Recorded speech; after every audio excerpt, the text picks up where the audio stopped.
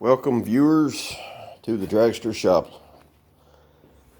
Just doing a second video on this Roadster drag cart project here. Made a few small changes on it.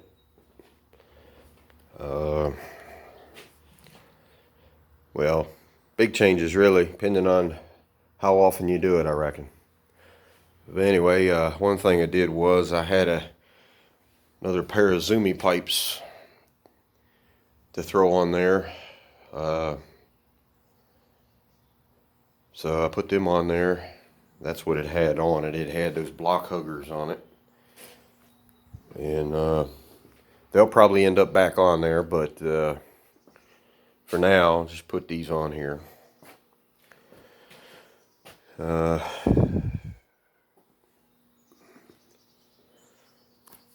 This engine and transmission on this car is a 350 combo, and there's just basically stock rebuilt. So there's not a lot of power there, not a lot of torque. Been kind of cleaning up the frame as I go, inspecting the welds, going over the ladder bar suspension, and bleeding the brakes. Had to weld another bracket on for the master cylinder. I'm still going to go back and reinforce the bracket out here to the frame. It gives a little bit when you push on the pedal. If you watched the last video of this car, part 1, you remember the trans cooler was back here, laying in this area right here, and they had the lines, stock steel lines on it, and it still has those, but they're not all chopped up with rubber couplings in them anymore. And so for now,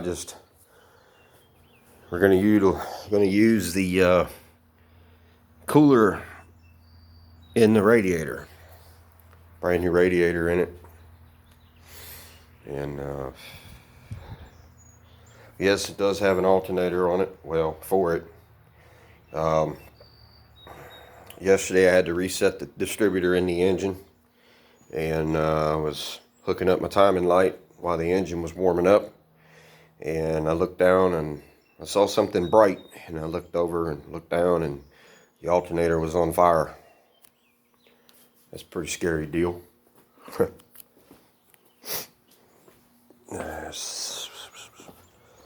don't know why I put it out here, but there it is. You can see it burn up. I'll probably take it apart and see what's going on inside it. See what happened to it. And a pretty good little flame going on there. But yeah. Got a little Edelbrock 600 carburetor on it. So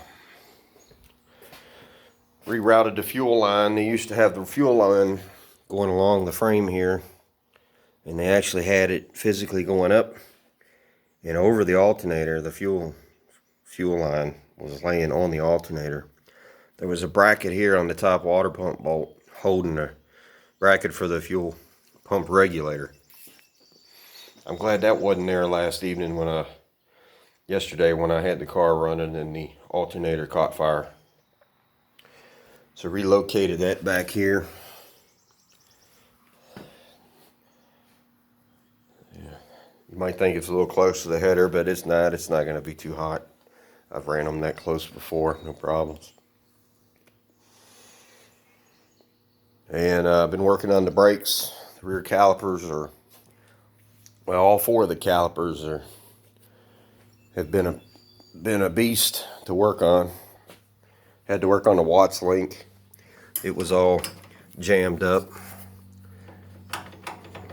getting in a bind every time the car would go straight. And check this out. How many of you have seen coilover shocks in front of the rear end and mounted to the ladder bars? Usually you put them behind here. Been kind of suspicious of why they done that. I can't imagine this working properly, but it might. They made this tube here. If you look, they made this thing bolt in. They made the battery tray bolt in. course, they made that out of angle iron. I guess that's okay. But we're just going to try it, see how it worked. The owner doesn't want to put a lot of money in this car.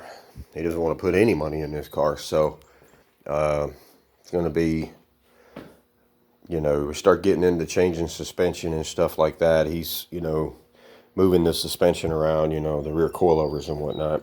He's not going to do all that. He's trying to sell the car, as I mentioned in the first video. So he's willing to deal on it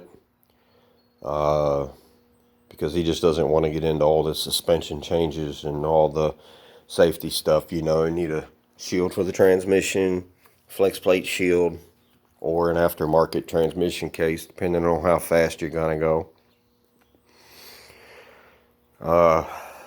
Still got to put the tins back in the chassis, but not going to put them in until I make the car, until the floor and the side panels and everything, until I reinforce this bracket here for the brake master cylinder.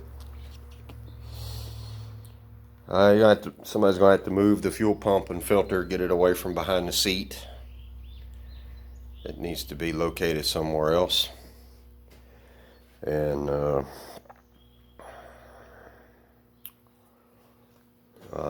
so I still got a few things I'm going to do to it. One thing I found was this here is the wire going to the fuel pump right here from the switch here, and it is not tied in with the master cutoff switch in the back of the car here. Even with the switch in the off position, you can still turn the fuel pump on, so that's a no-no. I'm gonna have to rewire that. Got to finish bleeding the brakes. Got to see what's up with the alternator and see what happened with that thing, or just put another one on it and reinforce the master cylinder bracket. I think that's about all I'm going to do to this car. I got to finish reshaping the aluminum interior panels a little better. I did wash them with soap and water. They did clean up a lot. This one over here has got to have some work done to it yet.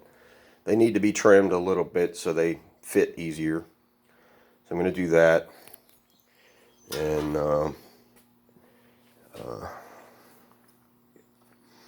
that's going to be about it. So just wanted to make a part 2 video. Try not to make it too long. To just give everybody that's following this project update on what's going on with it. So that's about all I can really tell you at this point. I'm just going to get back after it and get some more done. Like I said, I'm still bleeding the brakes. Calipers are being a little stubborn. The right rear caliper I had to take off completely because one of the bleeders broke off in the caliper. So I had to take it out, drill it, take the caliper off, drill it.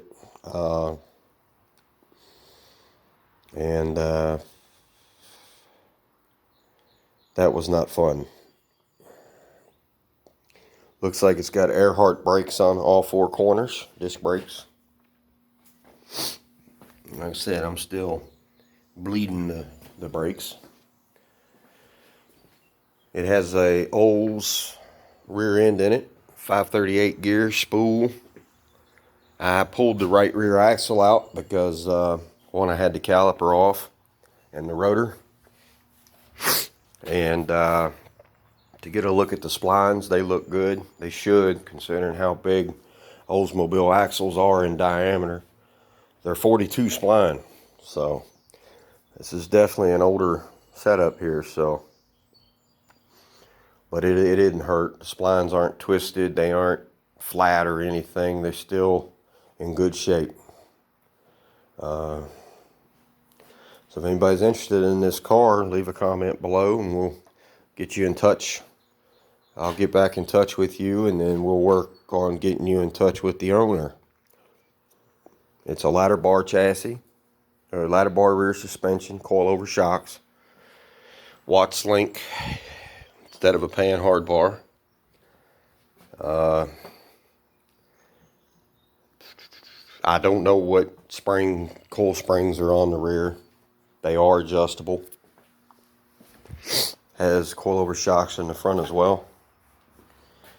You get the little adjustment there. And, you know, it's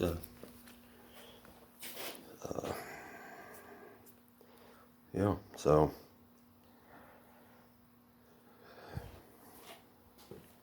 he wants to sell it turnkey or rolling chassis.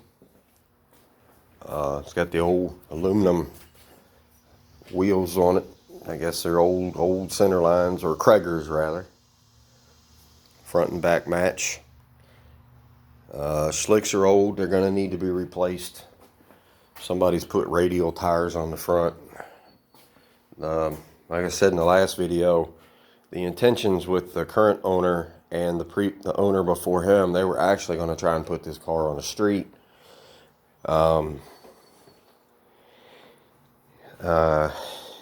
But that's just too much. I mean, it's just too much work to do all that.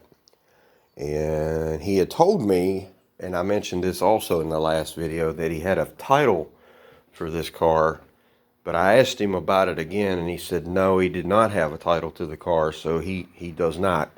He thought he did. He thought it came with one, but it did not. So, so any of you wanting to buy this car to put it on the street, you know, you can do that if you want, but you're just buying the car. You're not getting a title, because there is not one. So, you know, I wouldn't put this car on the street. This is a drag car, and that's the way it needs to stay. I'm not saying you couldn't put it on the street, but, you know, you'd have to cut the cage off the top here, put a windshield on it. He did mount new lights on it, but he hasn't wired them yet or put a switch in for them yet. Just some little things he was doing, and then he just decided this wasn't the car he wanted. He had this bumper done for it. That bumper right there is very heavy to be tubular like that. I don't know if it's solid or what, but it's heavy. He put the tail lights in it. They still need to be wired yet. That's another thing I got to do, being that it's a drag car and you got to have a running light on the back of the car. I'm just gonna wire it into the master switch so that when you cut the switch on, the lights are on, or the light is on, and then rewire the fuel pump so that it's not able to be turned on with the switch off, the master switch off. So yeah, that's about all I really got to say as far as the update goes. I'll probably do another video to finish it up when I get it finished up. And so there you have it. All right, guys. Well, if you enjoy the content, hey, click that subscribe button, hit that notification bell, give this video a thumbs up, and share it with everybody, and leave a comment below. All right, guys. Thanks for watching.